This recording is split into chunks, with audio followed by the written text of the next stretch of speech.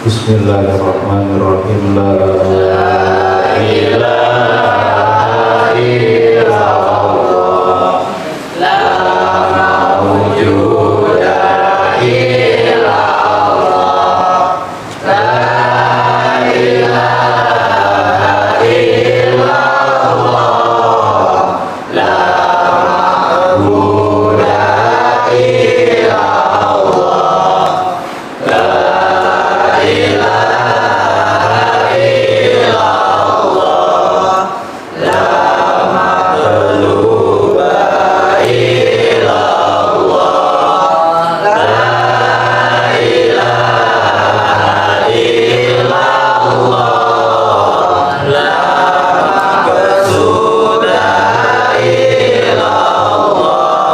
Bismillahirrahmanirrahim. Astagfirullahaladzim, astagfirullahaladzim, astagfirullahaladzim, wa atubu ilaih. Al-Fatihah adalah hadratin Nabi Mustafa Rasulullah Muhammad sallallahu alaihi wasallam wa ala alihi wa sahbihi. Summa ila abaihi wa ibadihi min anbiya'i wal mursalin wa malaikati wa muqarrabin. Khususan dari sahabatina Abu Bakr wa Utsman wa Ali wa ala baqiyati sahabati Rasulullah ajma'in wa ila tabi'in wa ila tabi'in wa tabi'in bi ihsan ila yaumil summa dari sayyidina Abu Bakar summa dari summa dari summa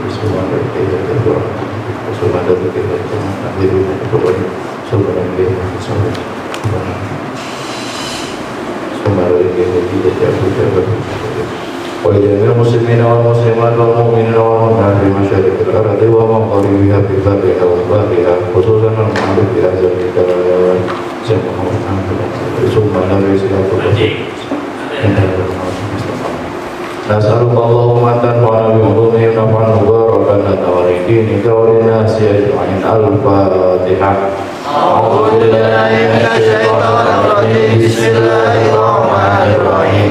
Alhamdulillahi rabbil alamin arrahmanir rahim maliki yaumiddin iyyaka na'budu wa iyyaka nasta'in ihdinas siratal mustaqim siratal ladzina an'amta 'alaihim ghairil maghdubi 'alaihim waladdallin. Amin. Bismillahirrahmanirrahim. Alhamdulillahi wahdahu asyhadu an la ilaha illallah wahdahu la syarika lahu wa asyhadu anna Muhammadan abduhu wa rasuluhu la nabiyya ba'dahu. Subhanaka la ilma lana illa ma 'allamtana innaka antal alimul hakim. Rabbi shrah li sadri wa yassir li amri wa hlul 'uqdatam min lisani yafqahu qawli. La ilaha illallah, la mawjuda illallah, la ilaha illallah, la ma'buda illallah, la ilaha illallah, la matluba illallah, la ilaha illallah, la maqsuda illallah. Bismillah tawakkaltu 'ala Allah, la haula wa la quwwata illa billah. Astaghfirullahalazim, astaghfirullahalazim, astaghfirullahalazim wa atubu ilaih. Qala al-alim rahimahumullah wa nafa'ana bi ulumihim wa amalin fid dharain. Faslun, ini bahas satu pasal. Yajibu ala kafatil mukallafina ad-dukhulu fi dinil Islam. Wajib ala kafatil mukallafin kepada seluruh mukallaf. Mukallaf itu adalah satu orang yang berakal sehat, dua baligh, yang ketiga tamyiz, dan yang keempat selamat panca inderanya, terutama penglihatan dan pendengaran. Kalau baligh udah, tamyiz udah, terus sehat akalnya tapi buta, tapi budeg, ya buta ya budeg, itu nggak mukallaf karena orang-orang sulit ngajarin dia, nggak bisa. Walaupun dia balik, dia udah tamyiz, akal sehat, tapi panca inderanya nggak selamat, terutama penglihatan dan pendengaran, maka dia nggak taklif, orang kayak gitu. Dan syarat yang kelimanya, sampainya dakwah Rasul kepada dirinya. Maka orang-orang pedalaman asli Nabi, orang-orang gunung, Tarsan yang gede sama macan, itu mah nggak bukan mukallaf, nggak wajib sholat ya. Di Tarsan nggak ada ya? Ada sini mengaji. Mukallaf itu namanya. Yang pertama wajibnya kita tahu di sini wajibnya wajib syar'an, bukan wajib menurut adat, bukan wajib menurut akal. Wajib syar'an itu yang mengerjain dapat pahala, kalau ditinggalin dapat siksa. Yang pertama kewajibannya adalah dukhulu fi dinil Islam, masuk ke dalam agama Islam. Gimana caranya? Ya baca doa kalimat syahadat. Yang kedua, subutu fihi ala dawami, menetap di dalam agama Islam ala dawami, atas cara terus menerus. Ala dawam itu maksudnya bila inqita'in ila mautin, dengan tanpa terputus sampai mati. Wajib ngejaga iman Islam kita terus menerus sampai mati.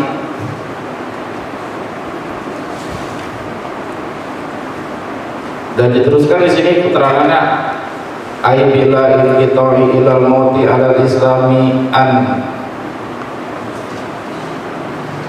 ala ridallahi anhu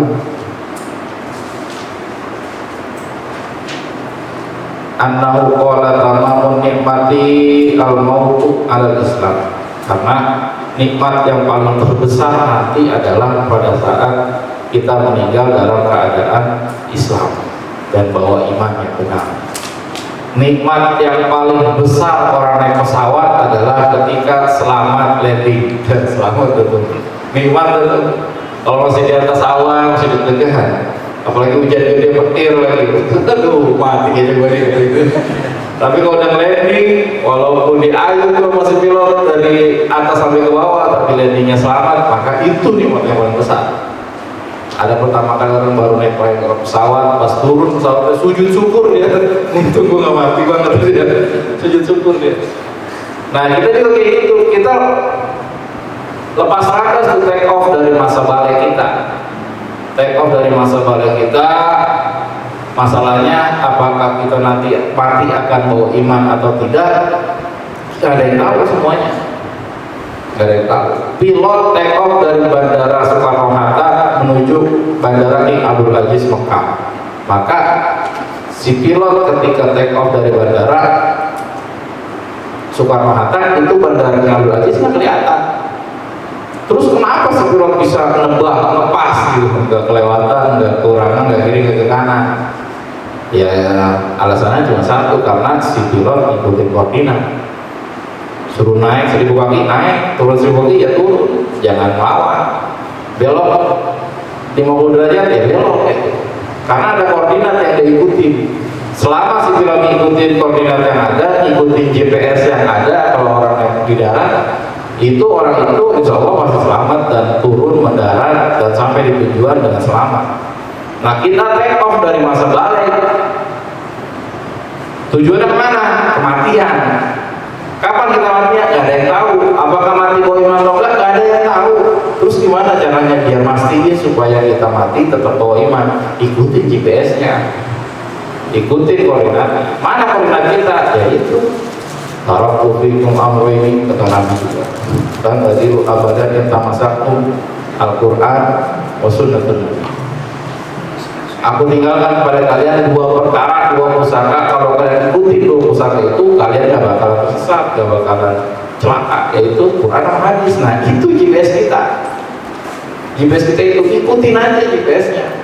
Disuruh sholat, sholat. Disuruh puasa, puasa di bulan Ramadan. Disuruh bayar zakat, bayar. Disuruh pergi haji, kalau punya duit, berangkat.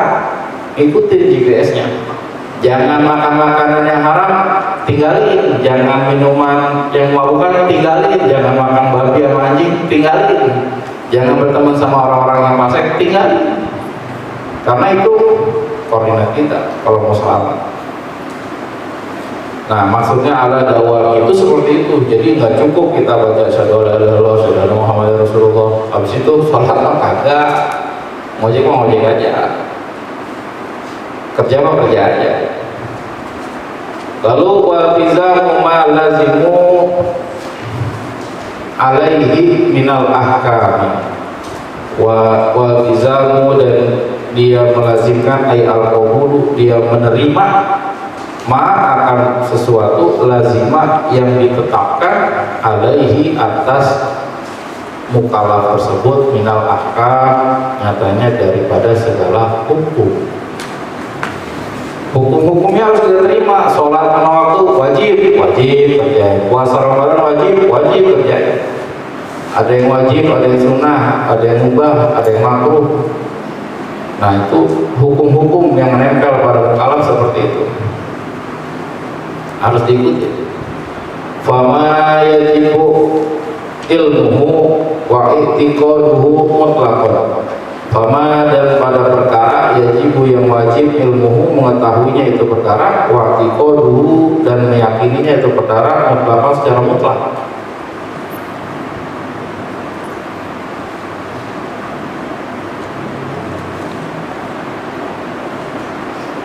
Dan perkara yang udah dihukumkan oleh agama itu ya wajib kita kerjain.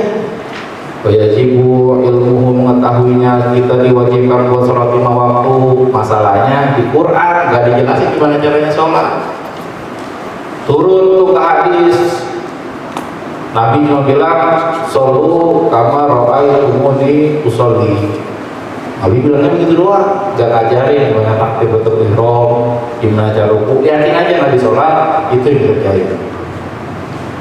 Terus nyata gimana? Nabi gak ada yang ngajarin, gak pernah ngajarin niat sholat zuhur, sholli pada zuhri al-barakatin mustaqbilin ila tiadanillahi ta'ala. Niat sholat subuh, sholli pada zuhri rakatain, gak ngajarin Nabi seperti itu. Nabi cuma bilang innamal a'malu binniyat, begitu doang. Terus kita tahu dari mana seperti itu? Oh, turun lagi dari hadis ke ijma ulama. Terus gimana dengan hukumnya pil ekstasi? Dulu mah nggak ada permen-permen yang bikin mabuknya begitu. Di Al-Quran nggak ada, di hadis nggak ada. Ijma ulama zaman ulama-ulama taqdimin nggak ada. Maka turun tuh semuanya ke kias, dikiasin. Sesuatu yang memabukkan, sesuatu yang membuat hilang akal dengan khamr, maka hukumnya ditarik. Karena khamrnya haram, maka segala sesuatu yang memabukkan, pil ekstasi kah, ganja kah, itu haram semuanya. Apapun yang memabukkan, perempuan juga kalau bikin mabuk haram lagi, nggak boleh. Kayak ngaji-ngaji gara-gara punya cewek. Nah itu bahaya nih, sesuatu yang memabukkan itu haram, baik secara zahir maupun secara hisi. Kalau itu secara hisi nggak kelihatan, orangnya emang nggak mabuk, perasaan lagi mabuk. Nah, wajib kita tahu begitu. Oh ini haram, kenapa ini haram? Dalilnya ini. Oh gimana kalau dengan yang ini? Oh ini sama dengan yang ini. Nah itu seperti itu ngambil hukum, nggak bisa langsung tembak-tembak aja. Wajib dulu, dan kita wajib meyakininya itu perintah hukum. Allah bilang di dalam Al-Quran, ya ayyuhallazina amanu kutiba alaikumusiyam kama kutiba alal ladzina min qablikum la'allakum tattaqun. Itu ayat katanya tentang puasa Ramadan. Maka kita harus meyakini bahwasanya ketika Allah mewajibkan, yakin itu adalah satu perintah yang wajib. Jangan pakainya ini gak jelas sih, gak ada Ramadan sih di Quran. Bulan Ramadan kayak gini mah gak boleh kayak gitu. Harus yakin semuanya mutlak, secara mutlak. Pada masalah sholat kah, pada masalah syariat yang lain, nah itu seperti itu. Wan nutqu bihi fil hali in kana kafiran. Wan nutqu, dan dia mengucapkan bihi dengan orang tersebut, dengan mukallaf fil hali pada waktu itu, pada waktu ini,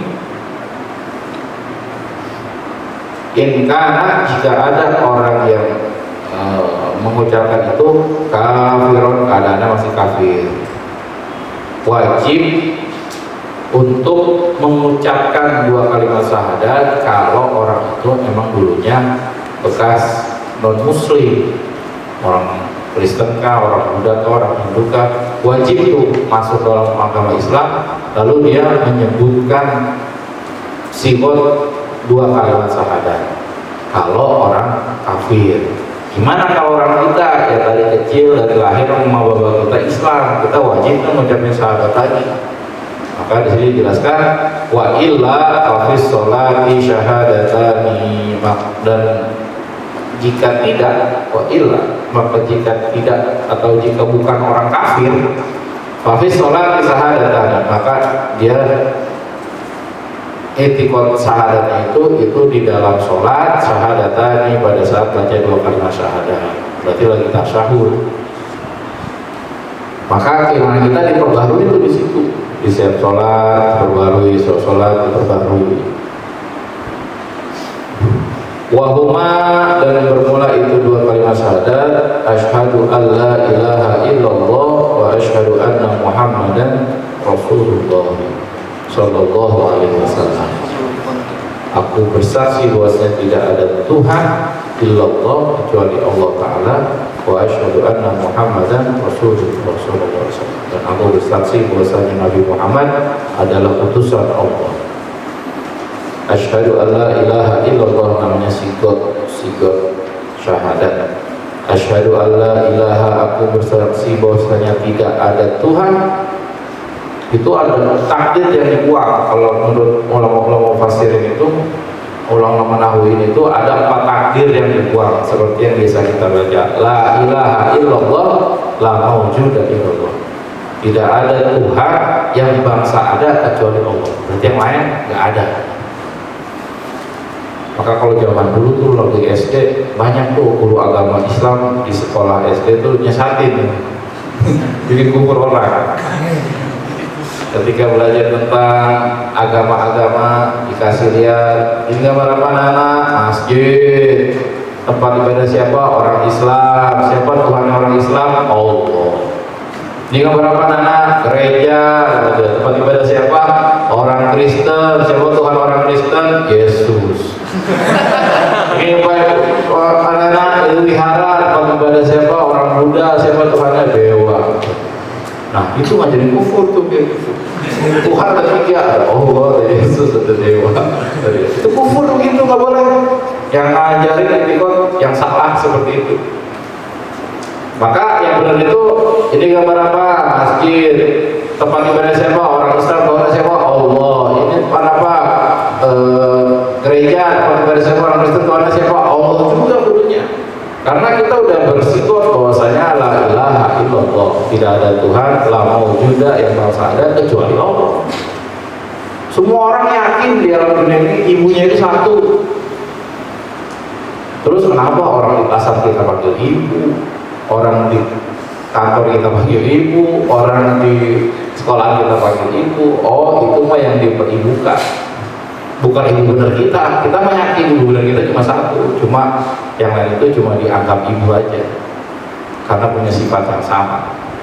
Nah, Tuhan kita cuma satu, Allah Ta'ala. Yang lain si Yesus, si dewa, siapa lagi itu, si matahari, agama Sinto. Nah itu mereka yang dipertuhankan oleh orang-orang lain. Mereka bukan Tuhan. Kalau kita menyebut yakin dan benar seyakin-yakinnya bahwa mereka ada Tuhan, kufur kita. Jawab pertanyaan gua, Tuhannya orang Kristen siapa? Jawab Yesus, kufur. Gak boleh tuh, hati-hati. Karena masalah intikot nggak bisa main. Asyhadu an la ilaha illallah, la ilaha la maujuda illallah. Lalu yang kedua, la ilaha illallah, la ma'buda, tidak ada Tuhan yang patut disembah kecuali Allah Ta'ala. Karena banyak orang yang udah bersyahadat asyhadu an la ilaha illallah tapi masih mandi keris, yang pada satu surah mau bikin jembatan gede, nanam pala kebo dipotong. Zaman dulu itu mah di kampung. Maka kalau ada orang motong kebo tujuannya buat ditanam di jalan supaya hilang malapetaka, hilang bala, maka kebo yang dipotong haram dimakan. Walaupun dipotongnya dengan menyebutkan Bismillahirrahmanirrahim yang menyebutkan nama Allah, tapi tujuannya bukan buat lillahi ta'ala, maka haram dagingnya semuanya. Walaupun yang motongnya orang Islam, karena tujuannya buat lillahi ta'ala, maka dagingnya semuanya haram. Karena tidak ada yang patut disembah kecuali Allah. Lalu yang ketiga, la ilaha illallah, la matluba illallah. La ilaha illallah, tiada Tuhan selain Allah yang patut dituruti perintahnya kecuali Allah Ta'ala. Ngaku doang dia syahadat asyhadu alla ilaha illallah, tapi mama bisikan-bisikan koi masih dituruti. Bang, lu sakit nih, lu kalau mau sembuh nih mau harus nyari darah perawan gitu kan. Darahnya doang kan mati. Kalau mau ini lu mau sakit nih, mau bisa terbang nih, lu mau balapan, lu cari tuh pocong, tali pocong, lu ambil dari kuburan. Masih kedengerin yang kayak begitu, ngikutin omongan-omongan setan, omongan-omongan jin yang menyesatkan, maka batal tuh akidahnya. Karena sekelas ulama-ulama besar aja, sekelas Tuan Syekh Abdul Qadir aja, ketika wirid, ketika ada datang suara itu masih digodain sama si iblis. Biarnya wali aja masih digodain sama si iblis. Nabi Ibrahim aja ketika mau motong anaknya ditenteng-tenteng, si iblis datang menggodain, ngasih bisikan-bisikan. Apalagi orang-orang kayak kita. Maka banyak orang yang stres sekarang, pada jadi wali, pada jadi Jibril, pada jadi Nabi. Gara-gara dengerin bisikan-bisikan dari si iblis, dari si setan. Maka hati-hati dengan seperti itu. Lalu yang keempat, la ilaha illallah, la maqsuda illallah. Selain Allah yang patut dijadikan tujuan kecuali Allah Ta'ala. Seorang bisa dapat pahala murni, dapat pahala yang utuh kalau dalam kegiatannya, dalam amalnya berkumpul empat-empatnya. Orangnya sholat, dia tahu dia bisa sholat digerakin sama Allah, dia tahu dia bisa ruku, baca Al-Fatihah, baca surat, bisa sujud digerakin sama Allah. Lulus yang pertama. Dia sholat, dia tahu yang disembah di dalam sholat itu adalah kepada Allah Ta'ala. Dia sholat dan dia tahu sholat itu adalah memang perintah Allah. Dia sholat, tapi tujuan sholatnya itu, jamaah masjidnya itu bukan lillahi ta'ala. Ada itu kayak begitu. Sholat masjidnya pengen dianggap ustadz aja, dia mau pakai kain baru, baju barunya wangi baru. Jadi tujuannya emang biar dilihat sama orang. Maka gagal ibadah sholatnya. Kayak gitu. Pitung tukang ngaji, dia pengen nolongin orang, tujuannya bantu umatnya Rasul, bantu manusia yang susah. Satu, dia yakin dia bisa kayak begitu, bisa silat, bisa ngaji, digerakin sama Allah. Lulus yang pertama. Yang kedua, dia yakin apa yang dia kerjakan itu semuanya hanya ibadah kepada Allah. Yang ketiga, dia yakin apa yang dia kerjakan itu tujuannya untuk mencari keridhaan Allah. Tapi yang keempat, dia gagal. Kenapa? Karena yang dia lakukan bukan di jalan Allah. Dia melakukan hal tersebut tujuannya ke Allah, maksudnya ke Allah, tapi caranya bukan cara yang Allah halalkan, bukan cara yang syariat halalkan. Dia merampok, dia ngegarong, dia membunuh rumah-rumah orang kaya buat hartanya dibagiin. Maka amalnya itu gak jadi amal soleh kayak gitu mah. Maka hati-hati dalam melaksanakan itu, harus kumpul empat-empatnya. Minallahnya ada, illallahnya ada, lillahnya ada, fillahnya ada. Minallah dari Allah, semua takdirnya dari Allah. Illallah tujuannya kepada Allah. Lillahi ta'ala maksudnya mengharapkan ridhonya Allah. Fillah di jalan Allah. Empat-empatnya berkumpul. Ngapain lo kerja? Satu, saya bisa kerja emang ditakdirin sama Allah. Yang kedua, apa lo kerja? Kalau saya mah untuk menjalankan perintah Allah. Perintah yang mana? Wa iza qudiyatish sholati fantasiru fil ardi. Kalau udah habis sholat, bertebaran di muka bumi, wabtaghu min fadlillah, dan cari karunia Allah.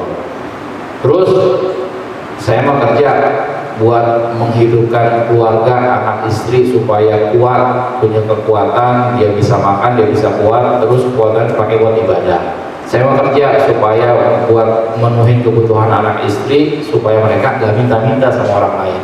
Masuk. Lalu yang keempat, dia kerja tujuannya lillahi ta'ala, saya mau nggak ngarepin apa-apa. Maka sepanjang jalan, sepanjang hari ketika dia niatin pagi-pagi begitu, dia macet-macetan di jalan, dia diomelin di kantor, dia dibentak sama customer, itu isinya pahala semua. Walaupun kerjanya kerjaan dunia, kerja macul, dagang, tapi karena niatnya benar, karena awalnya benar semua niatnya diniatkan buat hal-hal yang syariat, maka semuanya mengalir pahala kepada orang tersebut. Nah, bisa kayak begitu kalau paham tentang syariat. Bisa kayak begitu kalau kenal sama Allah Ta'ala. Bisa kayak begitu kalau kenal sama Rasul. Emang apa bedanya sih orang yang gak niatin ibadah sama yang niatin ibadah yang lagi kerja? Gak ada bedanya. Kalau di sendiri juga satu orang sama si A sama si B, satunya satu gak ada bedanya. Sama-sama capek, sama-sama kusut sore-sore banyak. Tapi kalau yang diniatin dapat pahala, yang diniatin dapat pahala. Sama kayak sabar kemarin, orang bermusibah, yang satu sabar, yang satu enggak. Bedanya di mana? Enggak ada. Sama-sama nabrak motor, ya sama-sama masuk rumah sakit dua-duanya. Yang sabar langsung sembuh kali, ada tetap dirawat-rawat juga. Berarti gimana? Ya mendingan sabar, ada pahalanya. Kalau nggak sabar, nggak ada pahalanya. Jadi ada tabungan celengan buat di akhirat. Wa asyhadu anna Muhammadar Rasulullah sallallahu alaihi wasallam. Wa makna asyhadu an la ilaha illallah, dan makna kalimat asyhadu an la ilaha illallah anta'lama, bahwasanya engkau mengetahui, wa ta'taqida, dan engkau meyakini, wa tu'mina, dan engkau beriman, wa tusaddiqa, dan engkau membenarkan Allah ma'buda bihaqqin fil wujudi illallah al-wahid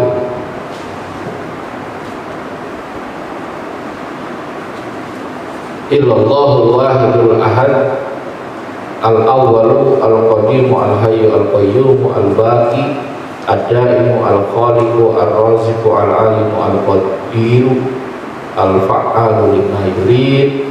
Masya Allah kana wa ma lam yasha' lam yakun. Wala haula wala quwwata illa billahil aliyyil azim. Mausufun bi kulli kamalin, munazzahun an kulli naqsin. Laisa kamitslihi syai'un wa huwas samiul basir wa huwal qadimu ma siwahu haditsun wa huwal khaliqu wa ma siwahu makhluqun. Wa kalamu qadimun kasairi sifatihi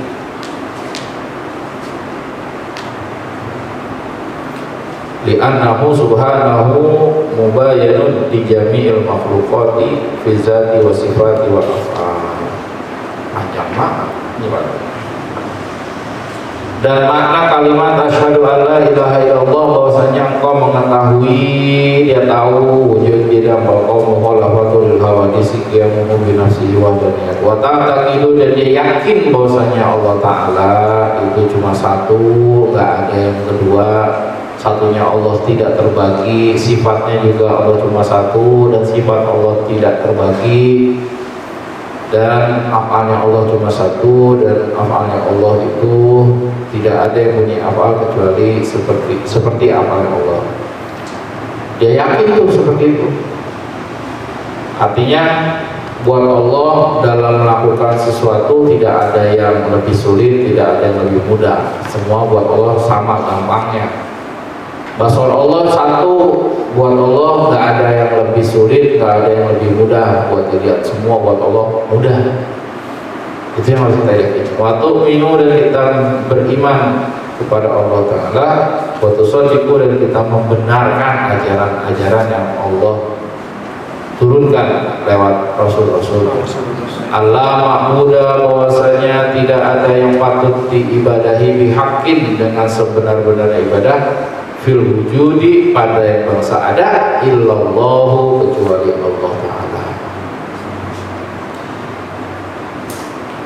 Allah ada, wajib kita yakini bahwasanya Allah itu ada, dan semua yang ada di alam dunia itu nggak ada yang wajib diibadahi kecuali Allah Ta'ala. karena Allah wujud juga, bangsa ada, manusia ada, planet ada, yang lain matahari ada, binatang ada. Nah dari semua yang jenis ada itu, yang wajib disembah itu hanya Allah Ta'ala. Al-Wahidu yang maha tunggal, Al-Ahadu yang satu, Al-Awwalu yang tidak ada awalnya, Al-Qadimu yang kekal, Al-Hayyu yang maha hidup, Al-Qayyumu yang berdiri, wal baqi dan yang kekal, adaimu dan yang terus menerus ada, al khaliqu dan yang menciptakan, ar raziqu yang memberikan rizki, al alimu yang mengetahui, al qadir yang maha kuasa, al fa'alu lima yurid yang mengerjakan lima bagi perkara yurid yang Allah inginkan. Allah bisa melakukan apapun. Masya Allah, karena apapun yang Allah inginkan maka terjadi, wa ma lam yasha dan perkara yang tidak Allah inginkan lam yakun, itu tidak akan pernah terjadi. Ini namanya penjelasan tentang hakikat. Secara hakikat semuanya kembali ke Allah Ta'ala. Secara hakikat semuanya kembali ke Allah Ta'ala. Apapun yang Allah inginkan pasti Allah kabul, Allah ciptakan, dan Allah apa yang Allah tidak inginkan pasti tidak akan Allah ciptakan sampai kapanpun. Dan ini berkaitan dengan hukum akal. Kalau bicara seperti ini, fa'alu lima yurid, Allah berhak melakukan apapun yang Allah inginkan. Allah boleh nggak masukin hambanya yang nggak pernah maksiat sekejap mata pun ke dalam neraka? Bicaranya hukum apa dulu? Kalau bicara hukum akal boleh-boleh aja. Oh boleh, ya hambanya punya Allah, nerakanya punya Allah, siksaannya punya Allah, terserah Allah mau taruh kemana. Itu bicara hukum akal. Karena nggak ada yang wajib ada kecuali Allah Ta'ala. Nggak ada yang buat yang lain itu, nggak ada yang wajib. Hanya yang wajib itu hanya adanya Allah Ta'ala. Buat yang lain disebutnya mungkin. Bisa nggak Allah ngasih istri 4 buat Bang Kiki? Mungkin aja itu mah. Mungkin ayah, mungkin tiga. Gitu. Cuma kan di antara hukum akal itu Allah juga menciptakan namanya hukum adat atau sunatullah, hukum yang berdasarkan sebab akibat. Kalau nggak pernah ngampung, main ke kampung orang, kalau nggak pernah ngedit foto profil, kalau nggak pernah taruh informasi di tiang listrik, ditempel-tempelin, gimana mau laku? Maka gimana cara itu? Yang rajin ngampung ke kampung orang, main, nyari, jangan diem aja. Harus ada syariat. Kalau udah bicara seperti itu bicara hukum syariat. Kalau tadi bicara hukum akal, segala sesuatu selain Allah itu mungkin terjadi adanya. Menurut hukum akal, surga dan neraka itu mungkin ada, mungkin enggak. Karena nggak ada yang wajib ada kecuali Allah Ta'ala. Tapi menurut hukum syariat, Allah yang menjelaskan dalam Al-Quran bahwasanya surga dan neraka itu ada. Surga buat orang yang beriman, neraka buat orang yang kafir. Hukum syariat. Maka setiap ditanya apapun tentang akidah, tanya dulu, mau ini menurut hukum mana? Kayak gitu. Siksa kubur ada nggak? Jawab dulu, maunya menurut hukum mana Bang? Kalau menurut hukum akal, alam kubur, siksa kubur, munkar nakir itu mungkin ada, mungkin enggak. Karena nggak ada yang wajib ada kecuali Allah Ta'ala. Tapi menurut hukum syariat, siksa kubur, pertanyaan munkar nakir itu semuanya ada. Terus yang mana dia menanya? Kalau bertentangan antara hukum syariat dan hukum akal, maka yang dipakai yang di atas itu hukum syariat. Hukum syariat ditaruh di paling luar, baru di bawahnya hukum akal, baru di bawahnya hukum adat. Orang kafir sifah itu dibalik. Hukum syariat ditaruh di dalam, yang di luar itu hukum akal. Maka buat mereka itu berpikir itu gak ada batasnya.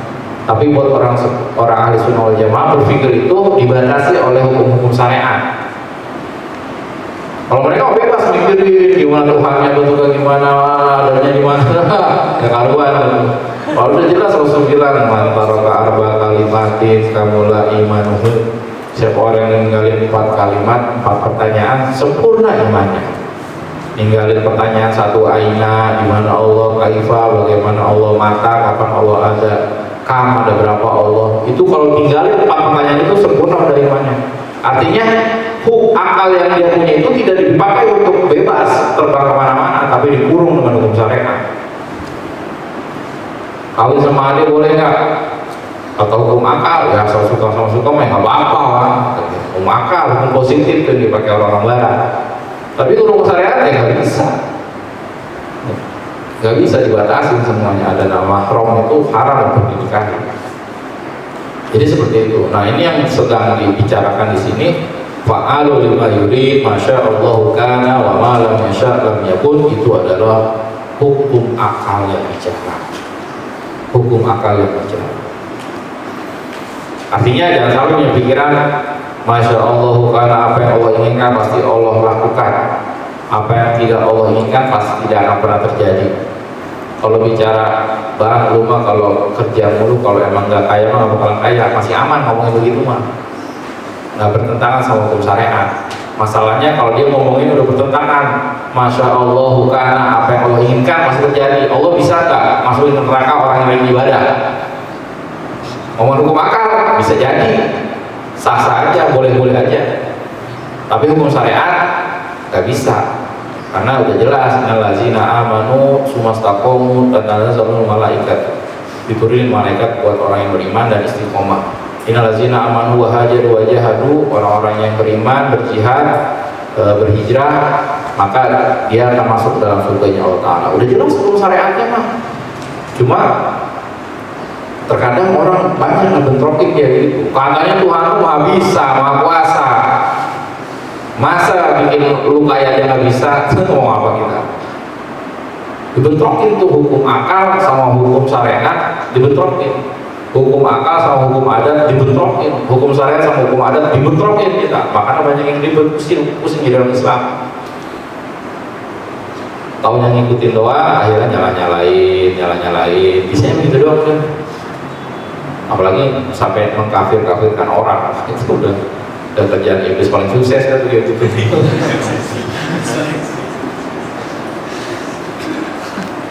Wala haula wala quwata illa billahil aliyyil azim, dan tidak ada daya di dalam kita melaksanakan ketaatan, wala quwata, dan tidak ada kekuatan dalam kita menolak maksiat illa billah, kecuali terhadap Allah Ta'ala al-ali yang maha tinggi, al-azim yang maha agung. Mausufun bi kulli kamalin munazzahun an kulli naqsin. Mausufun yang tersifati bi kulli dengan setiap kamalin, sifat yang sempurna, munazzahun an kulli naqsin, dan bersih an kulli naqsin dari tiap yang kekurangan atau sifat yang rusak. Ini namanya mengenal Allah secara ijmali. Allah itu sifatnya gimana? Mau yang ijmali, mau yang tafsiri. Kalau yang ijmali gimana? Sifat Allah itu, yang ijmali itu al-mausufun bi kulli kamal wa munazzahun an kulli naqsi. Itu tahu sifat Allah secara global. Allah itu adalah yang tersifat dengan segala sifat kesempurnaan dan yang bersih dari sifat kekurangan. Itu secara global, tahu sifat Allah. Nah, secara terperincinya, nih yang wajib di Allah, wujud qidam baqa mukhalafat sampai mutakalimat. Ini yang mustahil di Allah, ada wujud fana mumasalatul hawadisi. Terus sampai ke bawah. Itu namanya mengetahui sifat-sifat Allah secara terperinci atau tafsili. Kalau yang tadi di sini mausufun bi kulli kamalin munazzahun an kulli naqsin, itu mengetahui sifat Allah secara global, secara umum. Laisa kamitslihi syai'un, tidak ada seperti Allah Ta'ala sesuatu pun. Artinya wahdaniyat zatnya Allah harus kita yakini. Tidak ada sesuatu yang sama seperti Allah, makhluk manapun tidak ada yang sama.